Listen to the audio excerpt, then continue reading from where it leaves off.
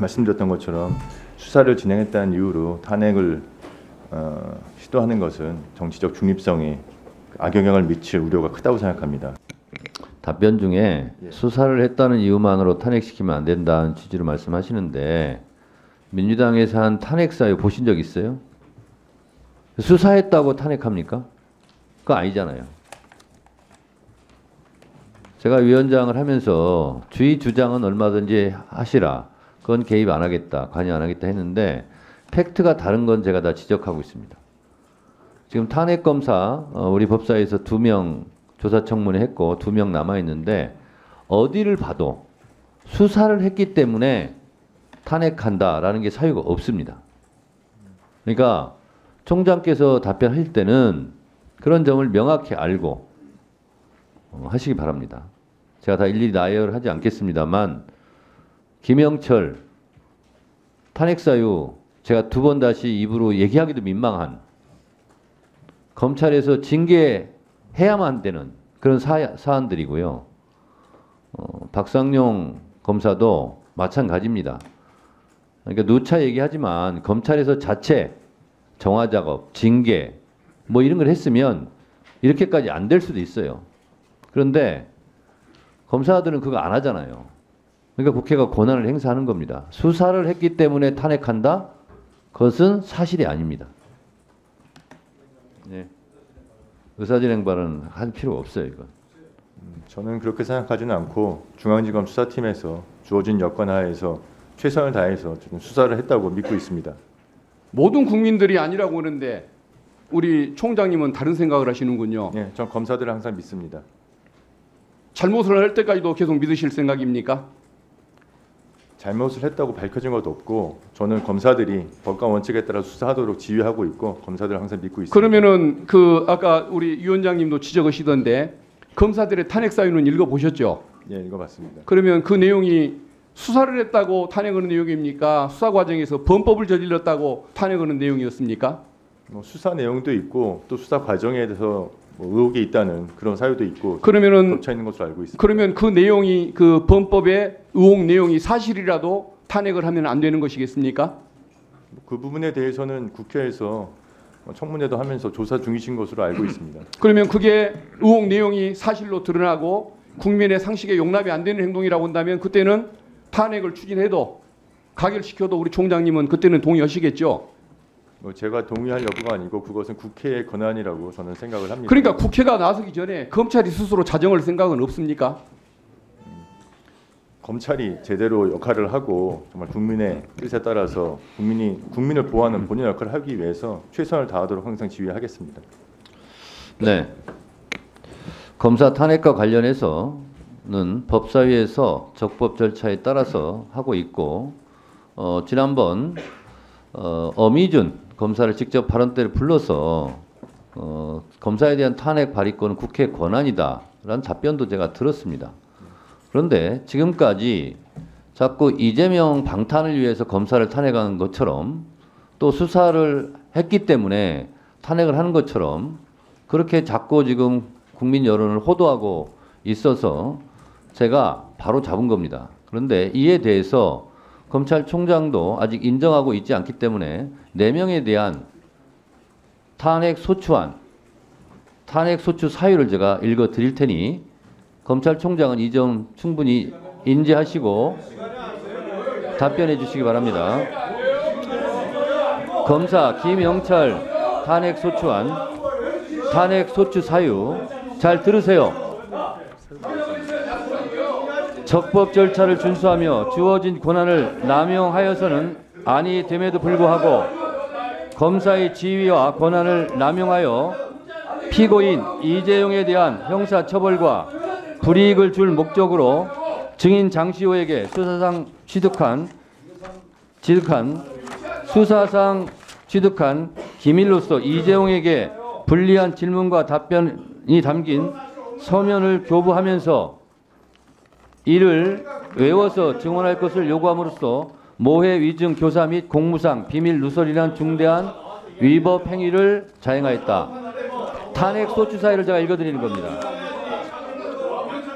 윤석열 대통령과 그의 처 김건희 여사가 문제된 코바나 콘텐츠에 대한 대기업 협찬 사건, 삼성전자의 아크로비스타 뇌물성 전세권 설정 사건, 도이치 파이낸셜 주식 저가 매수 사건에서 통상적인 사건과는 달리 봐주기식 수사로 일관한 후에 피의자 윤석열 대통령 및 김건희 여사에 대해 모두 무혐의 처분을 내림으로써 검사로서 직무를 유기하고 정치적 중립 부분을 위반하였다. 중단하세요. 그 언론 보도 나온 거가 더 있어요? 중단하세요. 그러니까 정당법 위반 혐의로 위법한 직접 수사를 개시하였고 공소제기 전에 정당법 위반에 관한 피의사실을 공표함으로써 피의사실 공표죄를 범하였다. 이게 김영철 검사에 대한 탄핵 소추 내용이고요. 검사 박상용 탄핵 소추안을 또 제가 읽어드릴 테니 참고하시라고 말씀드린 겁니다. 검사의 지위와 권한을 남용하여 검사 출신 정무적 공무원으로서 자신에 대한 인사권자인 윤석열 대통령을 위하여 그와 다른 정당 대표 형사처벌을 목적으로 구속 수감되어 궁박한 처지에 있던 이화영 전 경기도 부지사에 허위 진술할 것을 직접 또는 제3자를 통하여 수차례 회의하고 강제함으로써 직권남용이라는 중대한 위법 행위를 자행하였다. 그리고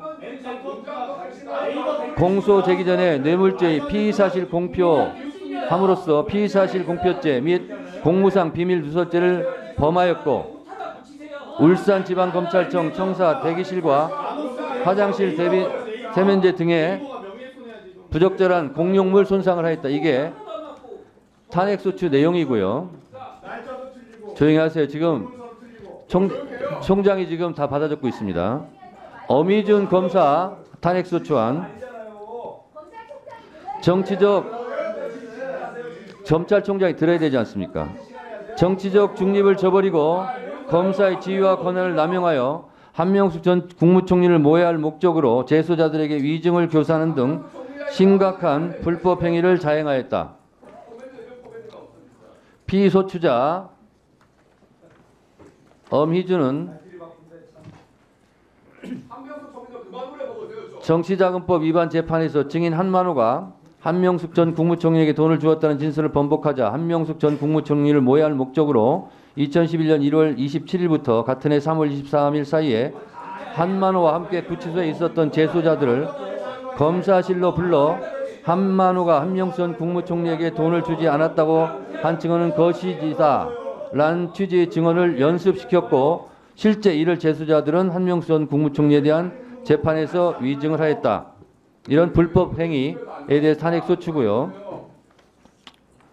검사 강백신, 정치적 중립을 저버리고 검사의 지위와 권한을 남용하여 검사 출신 대통령이자 자신에 대한 인사권자인 윤석열 대통령을 위하여 윤석열 대통령에 대한 명예훼손 혐의를 수사함에 있어 명예훼손죄는 검찰청법상 검사가 직접 수사할 수 없는 범죄인데도 이를 수사하고 그 과정에서 언론사들과 이를 보도한 기자들을 압수수색하는 위법 행위를 자행하였고 윤석열 대통령에 대한 명예훼손 혐의에 대한 수사 진행 도중 언론에 유죄 예단을 불러일으키는 피의 사실을 공표했다. 지금 제가 불러드린 것이 이것이 탄핵소추 내용이지 여기에 보면 이재명 대표를 수사했다라든가 그냥 수사해야 했기 때문에 탄핵소추 대상이 됐다 하는 내용은 단 한 줄도 없습니다. 이 점 명심하시고 검찰총장께서는 답변하실 때 참고하시기 바랍니다. 자, 여기서부터 잠시만 주목해 주시기 바랍니다. 제가 구독자분들을 위해서 깜짝 선물을 하나 준비했습니다. 제가 항상 여러분들께 뭐라고 말씀드렸나요? 뉴스만 평소에 잘 챙겨보셔도 돈이 된다, 돈을 벌 수 있다고 말씀드렸는데요. 자, 여기 보이는 각종 뉴스, 코로나, 러시아 우크라이나의 전쟁, 엔비디아의 실적, 트럼프와 김정은의 관계 등등 이러한 뉴스를 보게 되면 여러분들은 어떤 생각이 드시나요? 그냥 뉴스만 보고 끝내는지 아니면 이 뉴스를 어떻게 이용할 수 있는지 이 부분을 고민하고 계시는지를 되물어보고 싶습니다. 그 이유가 뭐냐 하면 제가 지난 1월 여러분들께 뭐라고 말씀드렸나요? 지금은 반도체 산업에 관심을 가져야 한다. 뉴스만 보고 그냥 넘기지 마시고 한번 투자 쪽으로 고민해 보셔야 한다라고 말씀을 드렸습니다. 그리고 나서 이런 썸네일을 유튜브나 뉴스를 통해서 많이 보셨을 텐데요. 이런 반도체 산업이 이슈가 되었을 때 부자들은 어떻게 생각한다고 했나요? 반도체와 관련된 투자 수단은 뭐가 있는지, 어떤 주식이 가장 좋은지, 어디에 투자해야 돈이 몰리는지 자연스럽게 생각한다고 제가 말씀드렸죠. 그 이유가 부자들이 봤을 땐 이슈가 돈으로 이어지고 그 이슈가 나에게 돈을 벌어준다는 경험적 확신이 있기 때문에 부자들은 항상 이런 사회적 이슈와 돈의 흐름을 관심 있게 쳐다본다고 제가 말씀드렸는데요. 이번에도 마찬가지입니다. 제가 지난번에 시청자분들과 함께하는 주식으로 수익 내기 이벤트를 진행했었는데요. 당연히 100% 무료로 진행되었고, 자, 여기 보시면 아시겠지만 제가 지난번에도 저한테 구독이라는 문자를 보내주신 모든 시청자분들께 이렇게 반도체 관련주 중에 많은 종목이 아니라 가장 급등할 확률이 높은 딱 한 종목, 한미반도체 딱 한 종목만을 추천드렸어요. 그러면서 여기 나와 있는 대로 정확히 얼마에 매수해야 하는지, 수익률이 얼마가 나왔을 때 팔아야 할지 정확히 말씀드렸는데, 자, 지금 실제로 어떻게 되었나요? 오른쪽을 보시면 아시겠지만 제가 1월에 문자로 이 한미반도체를 소개해드리고 나서 실제 3배 이상의 급등이 나왔죠. 그래서 당시에도 굉장히 많은 분들이 제가 드린 이 종목으로 수익을 크게 내실 수 있었는데요. 다시 한번 수익 축하드리고 이번에도 마찬가지입니다. 최근에 이슈가 되고 있는 것이 이 하마스와 이스라엘 전쟁, 러시아와 우크라이나 전쟁이기 때문에 우리가 어떻게 생각해 볼 수 있을까요? 더군다나 북한까지 참전한 마당에 전쟁이 앞으로 계속해서 심화될 가능성이 있는데요. 더욱이 중국 또한 대만에 대한 전쟁 압박 수위를 높여가고 있어 전 세계가 혼란스러운 상황입니다. 이렇게 전쟁이 계속해서 심화되면 피해가 커지기 때문에 전쟁에 필요한 군수물자, 의료 지원 물품들이 실제로 더 많이 필요할 수밖에 없는데요. 그럼 그 중에서 실제 전쟁의 여러 물자들을 지원해 본 경험이 있고 건설, 의료 수준이 높은 우리나라 기업들 중에 한 곳이 가장 크게 부각받을 수밖에 없는 것이고 당연히 우리가 이쪽으로 생각해야 된다는 겁니다.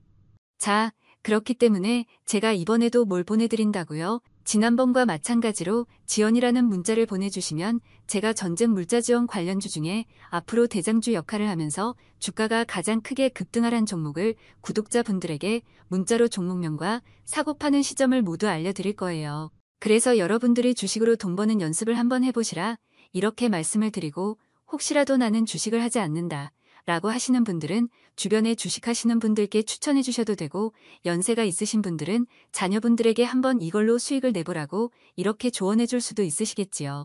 그래서 지금 이 영상을 보시는 시청자분들 중에 나도 이번 종목이 궁금하다 하시는 분들은 누구나 상관없이 어느 시간대나 상관없이 부담 없이 이렇게 위쪽 상단에 제 번호 남겨두고 있습니다. 저의 개인 번호 010-2803-3347 남겨놨고요. 지난번처럼 지원이라고 보내주시면 제가 이번에도 똑같이 무료 추천 급등주 문자를 보내드리겠습니다. 그래서 제 번호 010-2803-3347로 문자 보내주시면 여러분들이 직접 이수를 통해서 돈 버는 연습을 해보실 수 있는 것이고 제가 돈을 받는 것도 투자를 대신 해드리는 것도 아니니까 부담 없이 신청해 주시면 되는 겁니다. 그리고 수익이 나면 저는 다른 것은 바라지 않습니다.